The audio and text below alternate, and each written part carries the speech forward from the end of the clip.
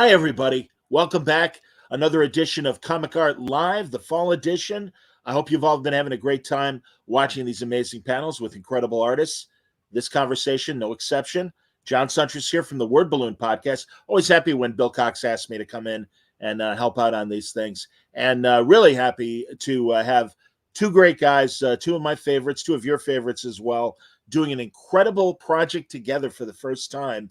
A series of Dracula graphic novels, the history of Dracula, from Vlad the Impaler all the way to the Bram Stoker era. I would imagine, perhaps beyond. I don't know. They'll tell us. Everybody, say hi to Matt Wagner and Kelly Jones. Good to see you guys.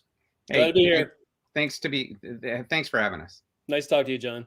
John, you always look like you're in a Dracula setting. You're like in a cave.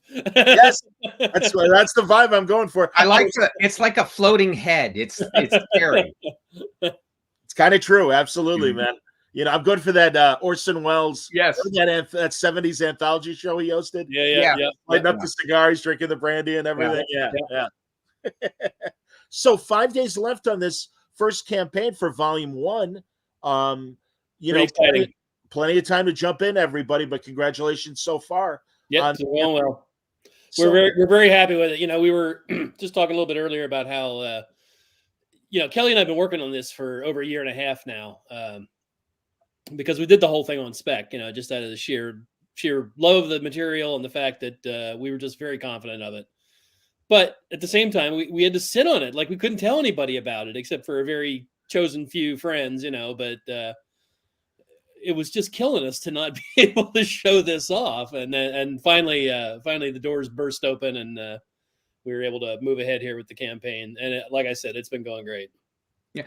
And in all honesty, I took Matt's idea and script simply to work with Matt. I figured it would find a home somewhere, but I just wanted to do it. It was that good. Yeah, this is a perfect little opportunity to tell the tale of the very origin of this, and that Kelly and I have known each other for 35 years. Is that right? Something like that. It's been a long time. And we'd always intended to do a big, significant project together. And, our paths always just kind of crisscrossed back and forth and never quite lined up. And it was about 2 years ago now, I posted something on Facebook and Kel, gave that echo comment. We really got to do something together someday. And I contacted him. I said, are you serious, man? Because now I have an idea. And it's a pretty big thing. And it's going to take a commitment of, probably about 5 years out of both of us. Are you anywhere near able to align with that? And luckily, he was all on board. Mm-hmm. Is there going to be wiggle room in between the volumes you're planning for to pursue other things? I mean, I'm asking both of you that. I'm just finishing. All I do is finish the contractual stuff I had before, and not, that's COVID delayed a lot of things. You sign it and then okay, but essentially this is it. This is it for me. I'm working on a new Grendel series, which called Devil's Crucible, which was the sequel to the last Grendel series, Devil's Odyssey. And luckily, I'm so that's broken up into 3-4 issues series, and I'm done with 8 out of those 12 issues. So I will squeeze those in around Dracula's perimeter. And Dracula's. I mean, Grendel's so familiar to me. It's not. I'm not reinventing the wheel there. So. Regarding the campaign, when you mentioned that, we are already. I have the second volume about half written, and Kelly has it about half pencil or a third penciled, I would say. Yeah. Mm-hmm. Well, Bill's audience is an art buying audience, and Marcus Way, I see in the chat, was asking if the sketch opportunities are they all gone? Have they all been claimed? Kelly's have all been claimed. Some of mine are still available, so certainly hop on over there if you're interested in that. They are. Are all of mine gone, Matt? I thought one was left. Are they all gone? Oh, maybe it is. Maybe it is. Yeah. You can try. You can try and see if Kelly's is still available. There might be one, but otherwise, his have all gone. Yeah. Okay. Those are going to be 8x10, so they will. They'll come in a nice. We have a cool idea with a black envelope and a little cool decoration on it. So it'll pair up. You have to pair it up with one of the printed books. So that's how they'll arrive for you. Wow. And when we sat down and tried to figure out how we would divvy that up, I said, Kelly, look, you do capes, because Kelly's so known for those kinetic spectral capes he does so well, and I'll do close-ups. I'll concentrate on fangs and blood, so that's what they are. And if you go and look at the website, there's an example there. Every sketch will be different, but what you're seeing there is kind of a template. It's going to be kind of like that one. It won't be the same sketch. Okay. But I wanted mine black and white with gray tones. It's kind of stuff you can't. I wanted it different from what you'd see in the book. So yeah. Mm-hmm. The link to the Kickstarter campaign, everybody, is in the description below, and it's also in the comments section. So if you need any prompting to get there, those are the ways to get to the Kickstarter. I am curious. Hang on a second, John. And since your audience is such art buyers too, one of our tiers is we have a portfolio of offset prints of 7 pages from the book that are 7 of Kelley's kind of showiest. I mean, the book is all beautiful top to bottom, but we chose 7 real hard hitters, and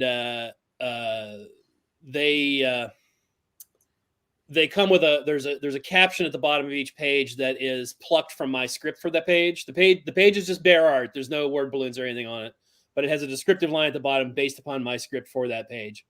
And so 7 plates. They come in an envelope that has spot gloss printing on the envelope. That's limited to 300 editions. They'll all be, there's a signed and numbered certificate in there from both Kelley and both of us have signed it.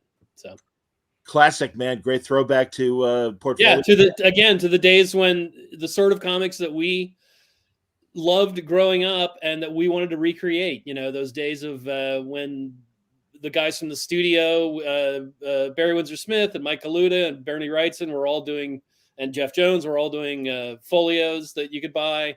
Yeah. And we even made it 8.5 by 11 to be the same size as Creepy and Eerie, yeah, I used to buy the Sal Quartuccio stuff, all those. I remember getting a great Marshall Rogers one on Batman. They're just fabulous. I miss those days. I miss that. I have a Ken or a Brent Anderson Kazar. Yeah. Yeah. I remember that one. Yep. Mm-hmm.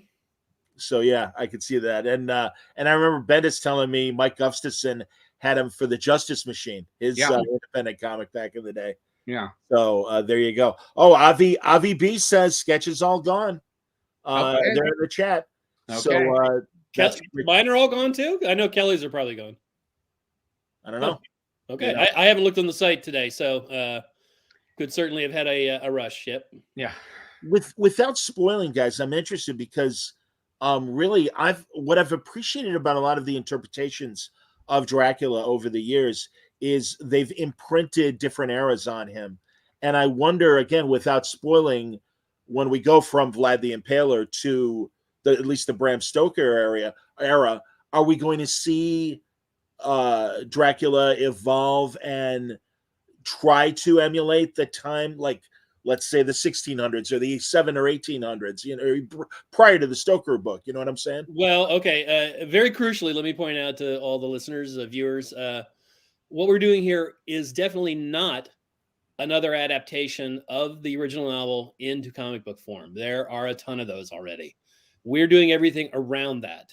We are taking little clues and little hints from the novel and staying true to them, portraying other aspects of Dracula's history that we don't see, because anybody that's a fan of the novel, and in fact, this, is often reflected in the movies as well, know that he's off stage a whole lot. Like aside in the novel, aside from the beginning opening scenes where Jonathan Harker goes to Transylvania to his castle, once Dracula comes to London, he's hardly on stage at all. And as a kid, reading that, I always wanted more Dracula. Yeah. And the book is also an epistolary novel, which means it's told in the form of journals and letters and diaries. And the one voice missing from all of those is Dracula's voice. Yes. So we decided to make this his personal journal. This is his history as portrayed by him. So yeah, we will move ahead through the centuries as we get towards the events of the novel itself. But again, we will not be portraying the events in the novel. First one takes place, this first volume, book 1, The Impaler, all takes place in the 15th century. It's all about how he became a vampire.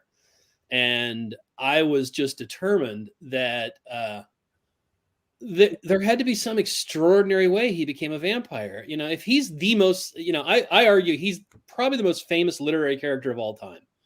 You know, you've got other very famous literary characters. You know, there's Gatsby, there's any one of Oliver Twist, any one of Dickens's characters, et cetera, et cetera, et cetera.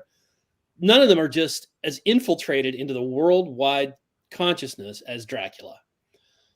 People in Japan know who Dracula is. People in Africa knows who Dracula is. The far-flung corners of the world, everybody knows the name Dracula, and an image comes to their mind when they hear that.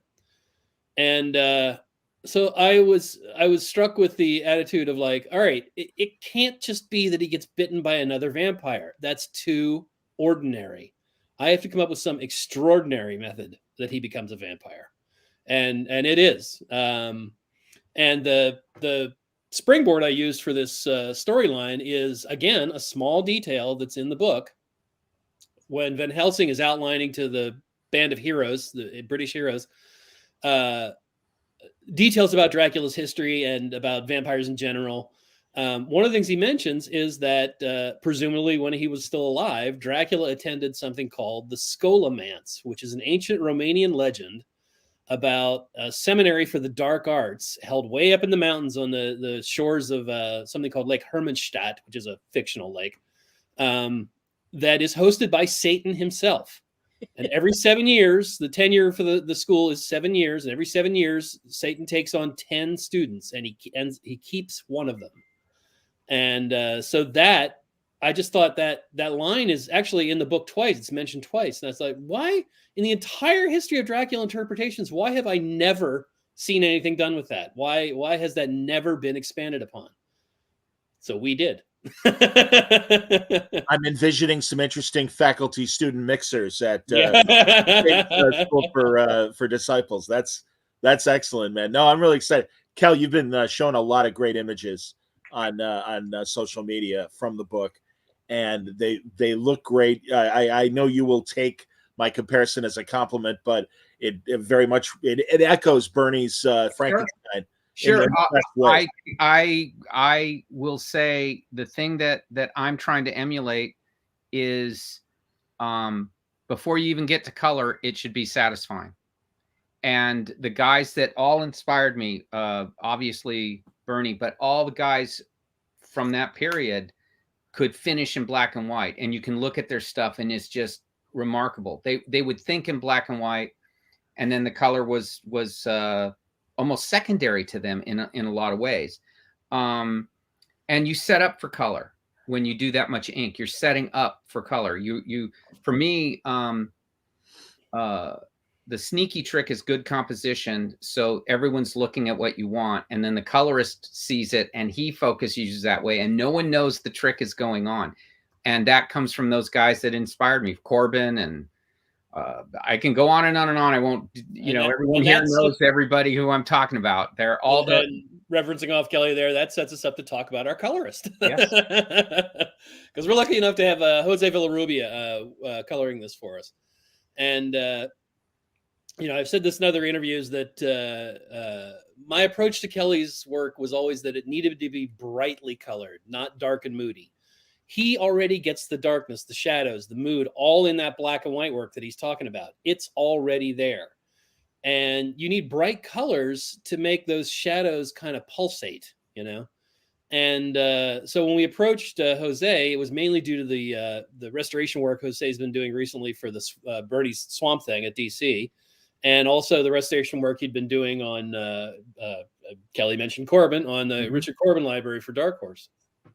And so when I told him this and I explained, look, Jose, we think Italian giallo films.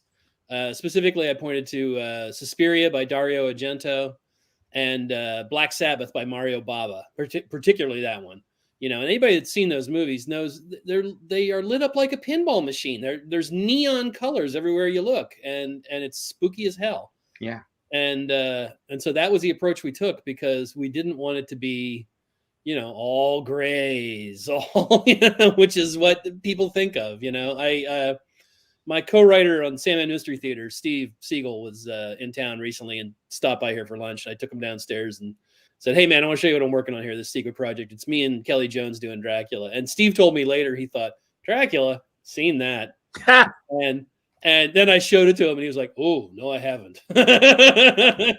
Outstanding, man. Yeah. Will the graphic novels have a process section, or will it purely be the story? Are you planning a separate volume of process? There's process pages in the back. There's pencils and inks. Some of Kelly's original sketches from the when we just were cracking the nut on this.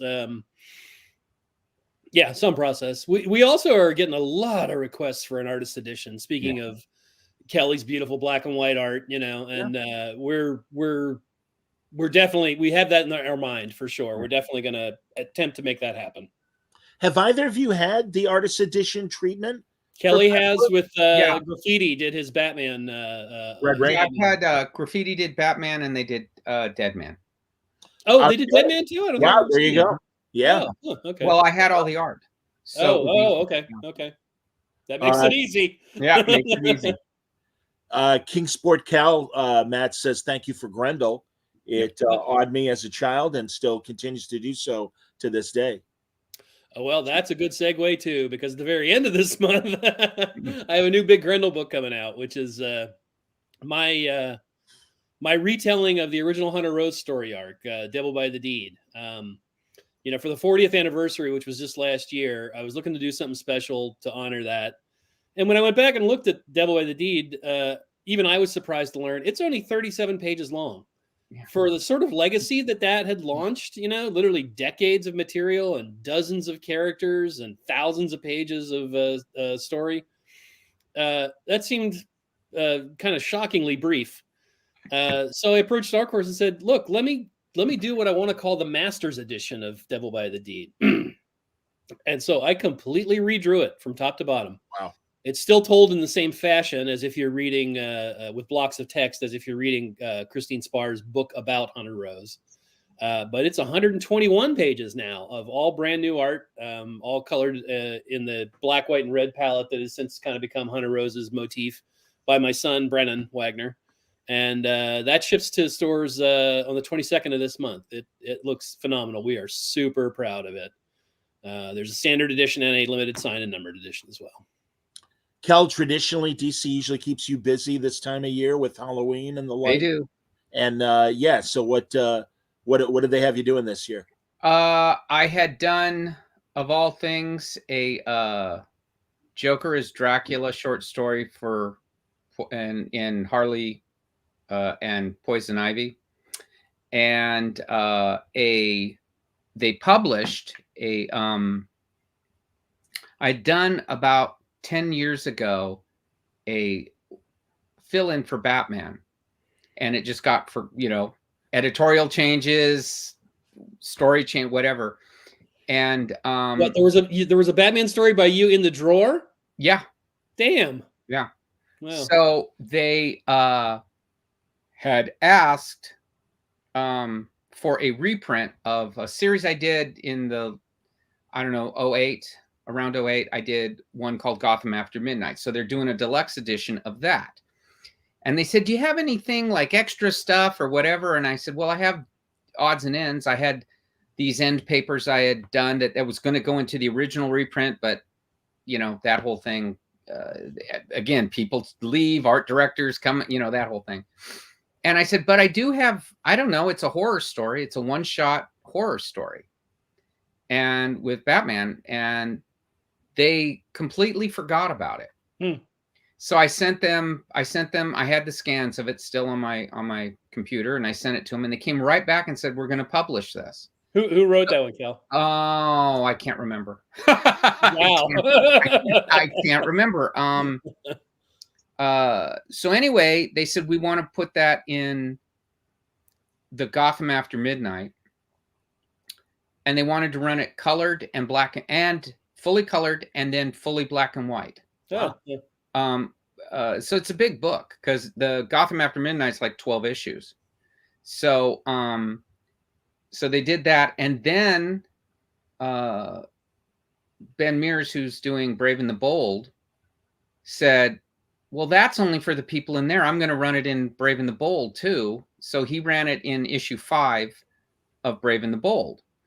And which fit perfectly for their Halloween season, and I didn't have to draw anything. So yeah, yeah, but lets you free to be Draculized. Right. I've only have a couple things like that. I did a 20-page Pirates of the Caribbean years ago in this very illustrative style, where it was all mermaids, evil, that one, and that didn't get published. Disney had a big. I am just having trouble processing this, that you do these stories that don't get published. Yeah, I really killed myself. What the hell is wrong with people? And Disney had some kind of shakeup there, as they do all the time, it seems anymore. So it didn't get published. It's one of those things. One of these days I'll take it out and just put it on Facebook or Twitter and just show each page of it. I mean, what's Disney going to do, right? They don't sue anybody, right, Matt? They don't. But I'll just show it because it was a very labor-intensive gig. I did it in this very illustrative style to kind of match how it was written. Mm-hmm. But no, I mean, that's about it. I think everything else has been pretty much is out there. People are excited for the Devil by the Deed coming out for Thanksgiving. Jiku Rojo wants to know, for both of you, have either of you seen Coppola's Dracula? He saw it, loved the visuals. Yeah, I can't wait to hear all this. But he wasn't pulled into the story or over the top. He said Hopkins and subpar Keanu Reeves acting kind of, and of course Oldman played Dracula in that. Gary Oldman. Okay, well, Kelly knows my rant about this because I have this incredible love-hate relationship, much as what that fella just described with that film, in that I think the casting is absolute dog shit throughout that entire film. I think Oldman's terrible. I think Hopkins is terrible. Keanu's laughable.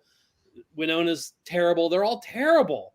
And yet I love the filmmaking. I love the visuals. I love Coppola's hard adherence to old school. We're not going to use any CGI. We're going to use all old school practical effects and camera tricks and everything. And there's some amazing cinema in that. But just missed the boat with, I mean, you can't tell what Hopkins is supposed to be. Half the time he's serious, half the time he's, and it's only on the, I don't know, 6th or 7th viewing of that I realized, I think what you're supposed to assume is that he is syphilitic, that he has syphilis. Because the first time you see him, he's talking about syphilis, and he lets a bat bite him in the theater round where he's giving a lecture to other medical students, which would account for his his crazy drastic mood swings. But Keanu's come and go British accent is just rotten. Winona never can quite let herself go to be the kind of wanton bitch that they're trying to portray her at the end there. And Hopkins is just never scary. He's got 2 good moments in the film where he licks the blood off the razor and where he gives that evil laugh when Harker starts to flip out when he gives the baby to the brides to feast upon. As soon as he gets to London, he's this emo foppish, not scary at all. I think too, from what I've read about that film, Coppola had to go by what Winona wanted for casting, and that was no, it was the other way around. It was what the studio wanted. She was dating Johnny Depp at the time, and she wanted Johnny Depp to play Harker, and Depp would have been a lot better. It got all convoluted in that, and then it became more style over substance. I mean, I'll say that's one where I sit down to watch it, and I think Matt nailed it. I just love all of the. Dude, every time I watch it, I think maybe it'll be better this time. It never is glorious. And then they open their mouths, and you just go, "This, it's killing it every time." And then it kind of gives you hope. It does a few things. And you go, "Oh, that's pretty good. That's pretty." Yeah, and then Lucy's 3 suitors are all pretty spot on what they're supposed to be. The brides, are super sexy and scary in the castle. I love how they nail the brides. I actually would have liked it to just be the brides. Yeah. That would have been the film to me. I love how the castle is like on the edge of reality. Things drip up and mice run upside down on the ceiling, and it's not. It's kind of the doorway between one world and another. That's terrific. But here's what really kills me is we were talking about Depp. Winona Ryder wanted Johnny Depp to be Harker, and he would have been a lot better, especially when you look at him playing Ichabod Crane in Burton's Sleepy Hollow. The final casting for Dracula himself was down between Gary Oldman and Gabriel Byrne. And Gabriel Byrne was going through a messy divorce at the time and couldn't leave. Couldn't leave LA. And so he couldn't take the part. But just imagine the difference. Gabriel Byrne would have been much more majestic, much more ferocious, much more intimidating. Yeah. And he's a beautiful London there. When he gets to London there with that, curly man hairdo and the little foppy mustache, it's just like, oh, come on. Yeah. And then I always point to the scene where, after Harker escapes the castle, Mina travels to Romania and gets married to him, even though she's been having this affair with Dracula. And Dracula in like half beast form is raging and tears are just pouring down his face. And I'm just like, Dracula doesn't weep. Dracula never weeps. No.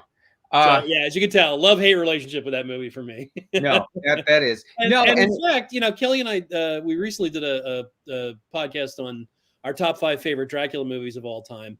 And there's so many, like every part of them, everyone has something that's particularly good. And none of them are quite right for me, which is what led to this project, which is what led to, look, the only way I'm going to get this version of Dracula I want, and I think Kelly wants to, is if we do it ourselves. No, the only thing I would want as an extra, Matt's now going to be surprised by this in our book. There's only one thing I want that's an extra. And Matt's now making the face. Matt and I both like to cook. Matt is chef level. I'm probably diner level. But what I want Matt to do, because it's mentioned all the time in Stoker, is chicken paprikash. So I just want him to put his recipe.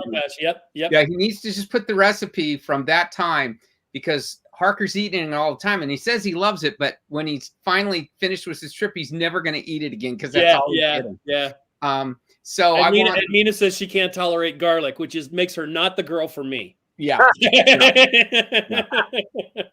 So I just want Matt's authentic Transylvanian paprikash. I'm pretty sure in Leslie Klinger's new annotated Dracula, in some of the sidebar notes, he has a traditional recipe for it. Okay. I got to go check that again, but I'm pretty sure it's there. It just be there. Just a party. Thank you very much. See you next year. It's a great idea, man. I love it. I think that's great. Now, Dave McPherson is asking you, Matt, but I open it to Kelly as well.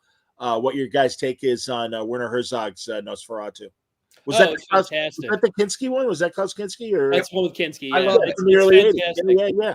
That's a great movie. I agree. Both versions of Nosferatu are tremendous. I think the sound. I think he's one of those guys where he had said everything kind of fell into place for that too.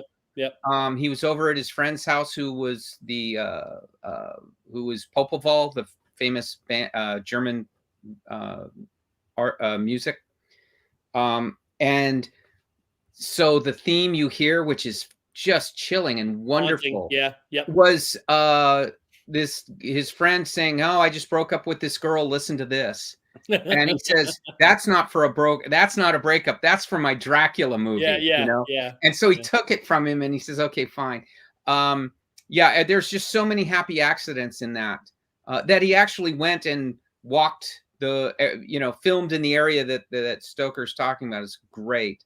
But everything worked. That's a movie that everything works. And this, I always wanted Nosferatu 2, because he rides off at the end as the new, as the new Dracula. Yeah. So I wanted Nosferatu 2, and I didn't get that. Nosferatu 2. Yeah.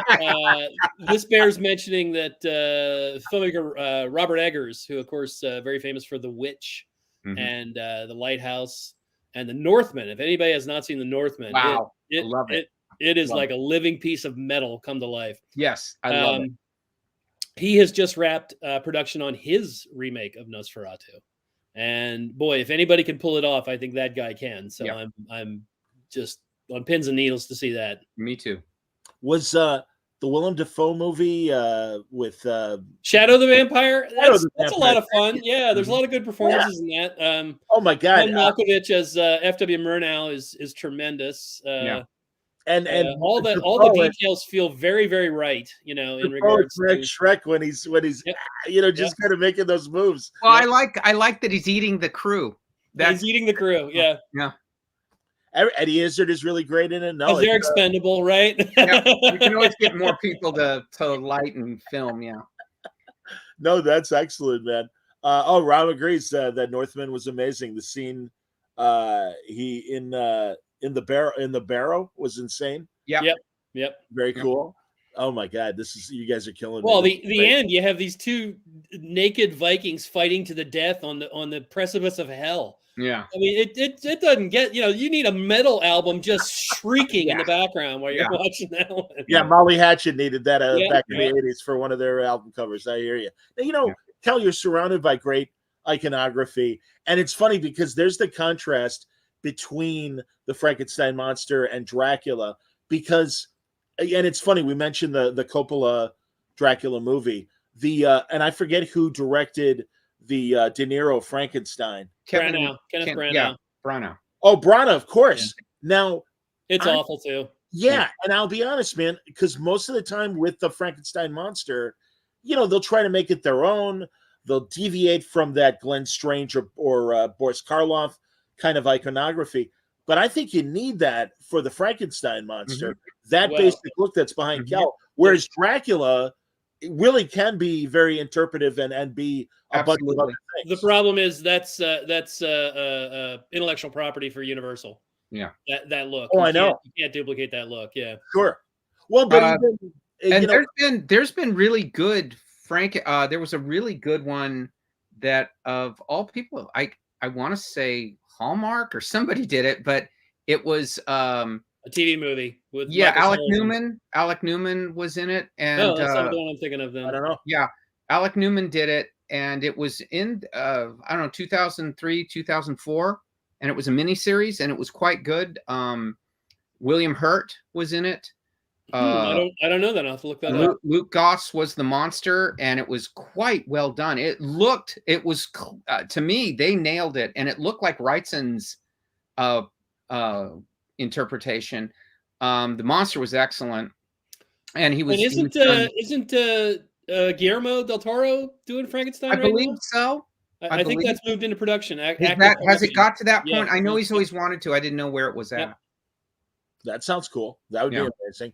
I liked that, and I know they unfortunately had to cancel it because the actor, I want to see Jonathan Majors, 3-name guy, was having substance issues, and they would make him pee in a cup every week, and unfortunately, he didn't pass, so they canceled it. But it was a Dracula show that was set around the turn of the century, and it was a very steampunk as far as the technology. Oh, yes. Yeah, I know that one. Yeah. Yeah, I know. He was a British actor. He's quite good. He's in Match Point, the Woody Allen film. Yeah. Jonathan something major. Jonathan Rhys-Davies, isn't it? Yes, Jonathan Rhys-Davies. Oh, okay. There you go. Yeah. He's actually quite excellent. And I think he did Frankenstein for Danny Boyle on stage, and they would show that. You could go to any theater and they would just show it. And I'm thinking it's him. I could be wrong, but he and Benedict Cumberbatch would switch roles every night. No, that was who was that? Johnny Lee Miller. Lee Miller, another 3-name guy. Okay. Yep. Gotcha. And that was they would switch the roles back and forth night after night. One would play the doctor, one would play the monster. And they were both excellent. Wow. I've seen both, and you'd think, this was the best one. Then you see the other one, you go, no, that's pretty damn good too. And I just sent this to Kelly the other day. My son found this. There's a new Turkish film coming out soon called Creature that is set there, but it looks straight up Frankenstein, and it looks really good. Yeah. That sounds great. Benjamin Loudley wants you to know, Kel, he just got his Dead Man Gallery edition a couple days ago. So is that the graffiti one, dude? Yeah, that's the graffiti one. Yeah, that they did a really remarkable job. Bob Chapman Uh, Always been a class act. Absolutely. Oh no, and the greatest dead dog parties post San Diego every year.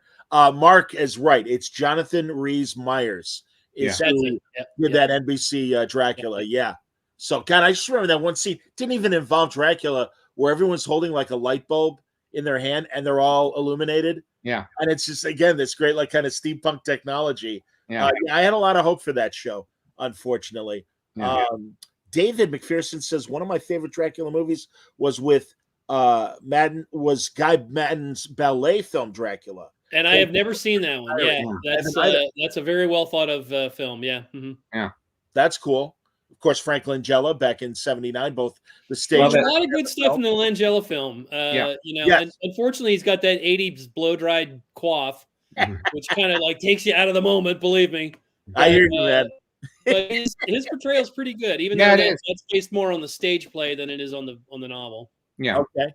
I'm going to let the chat know that really, guys, we can talk Dracula, the current Kickstarter project. 5 days left. Again, the link is at the bottom. But if you do have other questions about Batman, Deadman, I mean, anything you guys want to talk about, Grendel, Mage, these are the guys, and they're here for you. So, I mean, I talk to them all the time. It's fun for me to get the chance to talk to these guys, but we want to give you a chance to ask some questions as well. Yeah, sure. Open it up. We'll take any questions. Absolutely, man. Well, that's great, and man, I'm very excited for all the Grendel that's coming up, man. I love it, and Hunter Rose Skull still sitting in Bruce's Batcave. Of course, it is. I love it. I also love. I mean, truly, both of you, your interpretations of Batman so different, both visually and story wise too. But it's I'm glad that Kel gets the shot. I wish you'd get more opportunities, Matt, to come back to the character if you'd want. That's what you just said there about our two versions of Dracula. It's a good illustration of why we mesh so well together in this instance. We both have very distinctive views of how to portray it, and yet we both love each other's way of doing it. I wanted to meet him because of his Batman. I had been a fan of Grendel, fan of Mage, and then I just loved his Batman because it was everything that I would not know how to do. He was doing it. The short ears and the short cape, and it looked perfect. And those early versions, my Batman was always, I described it as Adam West if he were cool. Yeah, if he were cool. And Matt was doing just knockout stuff with the lighting and the atmosphere, and it was like perfect Batman to me. So normally when you do these things, you're trying to stay in your own view of it and whatever. And it was starting to influence me because I kept looking at it going, this is really, really good. Maybe I'm doing this wrong, because I just like how he had it. But that's why I wanted to meet him, because he was really making a strong visual statement with it. And that's what I was looking for. He wasn't just going in and knocking it out and saying, I'll let Batman, the character, sell it. He was going in there like he had invented Batman. And I liked that a lot. Well, and a lot of the writing adapted from those early detective 6-page stories, whatever they were. Mm-hmm. And that's also what I've loved, Matt, about your Sandman Mystery Theater. The same thing. And and it's even more so in the Sandman that it is that pre-superhero period of the DC universe. Yeah, I love those. The early superhero comics from DC, you could tell are still very much influenced by the pulp traditions. So those characters seem more like pulp characters than what became the flamboyant, multicolored superheroes. And not only that, the tropes weren't set yet. They were still just kind of figuring this shit out as they went along. Like, for instance, in Sandman Mystery Theater, I went back and reread the first, I don't know, probably half a dozen original appearances of Wesley Dodds and the Sandman. And in the very first adventure, people who have read Mystery Theater know that, when Wesley goes out at night, it's mainly because he's haunted by some aspect of Morpheus, of Neil Gaiman's dream character, who is magically imprisoned at that point. And so aspects of his persona are bleeding into the world and affecting people in different ways. And in Wesley's case, it causes him to go out and fight crime and put on a mask that kind of emulates Morpheus's dream helmet, And And so there's a disconnect there. You know, he actually, it's not just that he's an alter ego. He becomes a different character when he puts on that mask. So he has this little effigy of himself that he tucks into bed at night when he goes out to be the Sandman. And he says, "Good night, Mr. Wesley Dodds." That is in the first Golden Age adventure. Yeah. Crazy. And, you know, I read this and there's this panel of him tucking this little doll into bed and saying good night. And I was like, boy, got to keep that shit because that is really weird and cool, you know? That's excellent. And the other cool thing was, unlike most other superheroes of the day, he had a girlfriend who knew his secret identity, who knew he was the Sandman. You know, I have to think that was directly influenced by the Shadow radio show that it was Margot Lane, you know. Margot Lane and Lamont Cranston. Who Lamont Cranston was, yeah. Yeah. But that seemed unique to me, and that too was a springboard for, you know, kind of the entire theme of the series was their relationship, you know. Well, and your Shadow stories are incredible as well. Kel, ever, you know, again, you know, Batman comes from the Shadow origins and all. Ever do any Shadow stories? I've done covers for the Shadow. I've done a couple covers, yeah. Yeah. Yep. Yeah. Was that for the Andy Helfer editorial period, or no? That was later when I think Dynamite was. Dynamite had it, yeah. Yeah. That's when I did Dynamite stuff. Yeah, it was cool when I did them. I had always wanted to do it when DC was, you know, at that time, but it was nice that after I did it, I got the people who do the Shadow Society, who are big, and they got a hold of me saying how much they like those, because you know, I was kind of doing something like this huge close up of him. I love his nose. Well, yeah, my God, it's yeah. half his face. All the skulls, because like Matt says, I'm a big pulp guy. My Batman came from the 40s. That's what I was looking at too. I wanted a real 40s feel. And so anything pulp, I instantly am attracted to. I like that style of storytelling. I like that anything can happen. And I like when it does, it's usually pretty exploitive. I dig all that stuff. Kelley always describes what my writing is as literary pulp, to which I'm like, yeah, I'll take that. That's great. Absolutely. Yeah, it is. And I love pulp stuff. I have a huge collection of old pulp magazines, and all the authors, when they put all their stuff in books, and, you know, Hugh Cave and all these great pulp writers.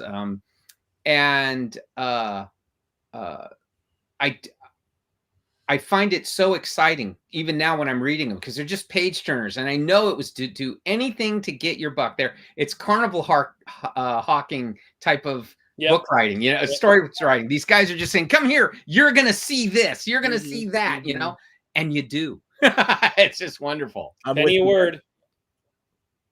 Oh, I was going to say, I'm sorry, Matt, did I step on you? No, I said a penny a word. That was yes, literally a penny a word. Obviously, you know, Lester Dent, who wrote the bulk of the Doc Savage stories, and Walter Gibson, who wrote the Shadow stories. They got paid a better rate than that, but generally it was a penny a word.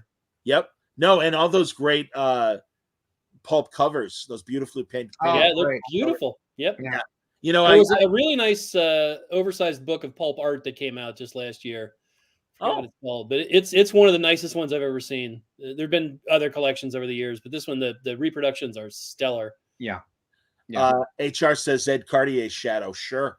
Oh yeah, Cartier's Shadow's fantastic. Yeah, I love Cartier. I love his science fiction. I love his horror. I love everything he does. And even he does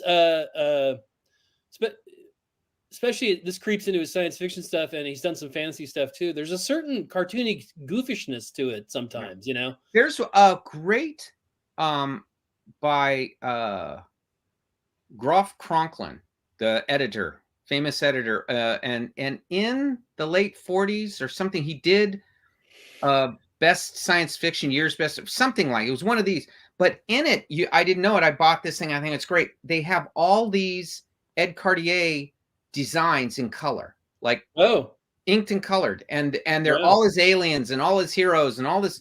And it's what Matt said. They're kind of cartoony, but they're brilliant.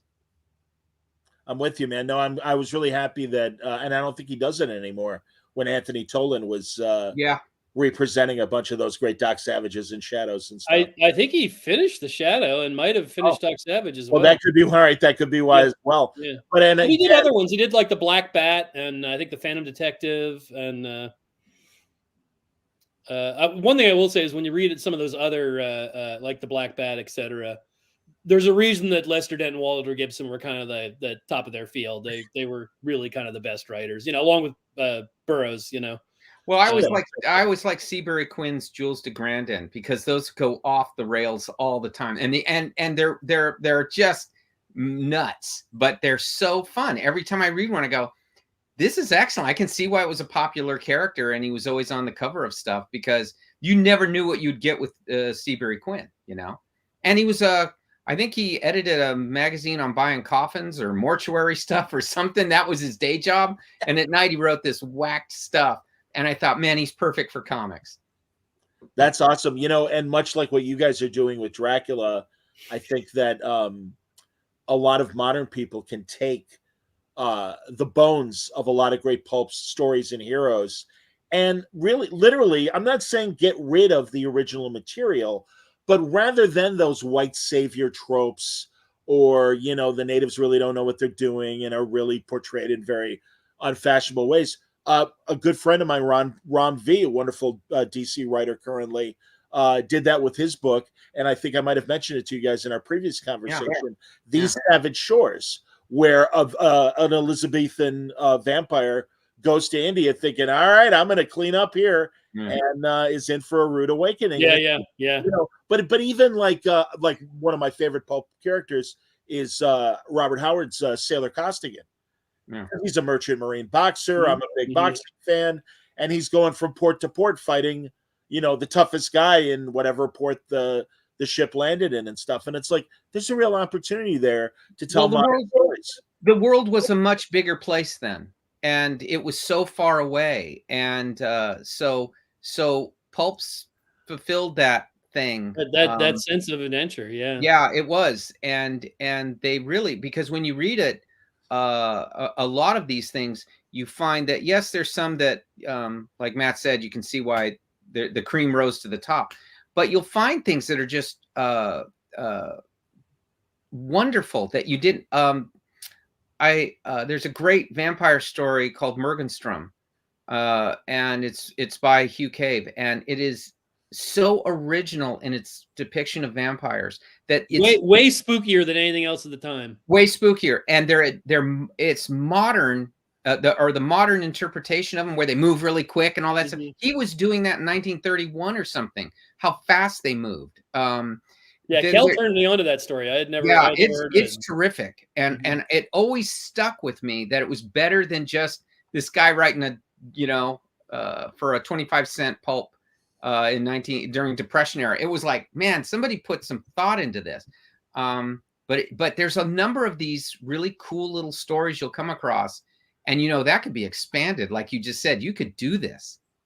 But John, you were talking about approaching these pulp characters with a contemporary viewpoint, but not sensitivity to not twisting them into what they weren't. Yeah, but having a little more sensitivity. I wrote the Zorro comic for almost 4 years for Dynamite, and I always point to one of my favorite versions of Zorro is the original, The Mark of Zorro, starring Douglas Fairbanks, and the very first scene is set in a roadhouse, a tavern, and there's this big blustery Sergeant Gonzalez, who's, railing about, what he'll do if he ever gets his hands on Zorro.